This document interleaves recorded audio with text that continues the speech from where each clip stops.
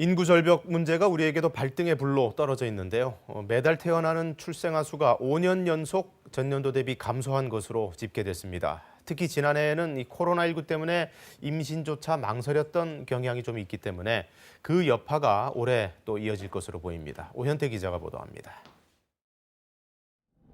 자녀 3명을 낳으면 1억 원을 주겠다고 발표한 경남 창원시. 인구 100만 명 선을 지키기 위한 고육지책입니다. 신혼부부에게 1억 원을 빌려주고 자녀를 낳을 때마다 빚을 줄여주는 방식입니다. 저출산 추세 심화 속에 자치단체 기준을 유지하기 위한 억대의 출산장려금까지 나온 건데 매달 발표되는 우리나라 전체 통계는 더 암울합니다.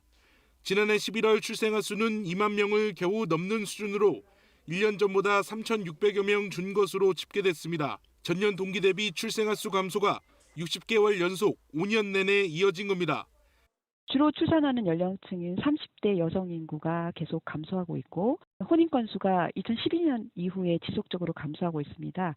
반면 사망자는 늘어나는 추세여서 지난해 11월까지 인구는 2만 4천여 명 자연 감소했습니다. 서울 잠실야구장을 가득 채울 수 있는 인구가 사라진 겁니다. 올해도 나아질 기미는 없습니다. 출산율에 가장 큰 영향을 주는 혼인 건수가 지난해 크게 줄었기 때문입니다. 지난해 11월까지 혼인 건수는 19만여 건으로 1년 전보다 2만 2천 건 넘게 감소했습니다. 코로나19로 결혼식을 취소하는 일이 잦았기 때문인데 그 여파가 최소 내년까지는 출산율에 영향을 줄 것이라는 게 통계청의 전망입니다. 정부는 이런 저출산 심화에 대응하기 위해 다음 달부터 3기 인구정책 TF를 본격 가동하기로 했습니다.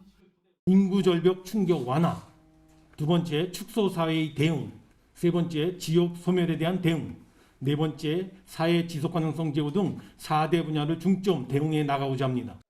여성의 경제활동 참여와 학령 인구 감소 대책 같은 저출산 적응에 초점을 맞춘 정책들이 주로 논의될 예정입니다. KBS 뉴스 오현태입니다.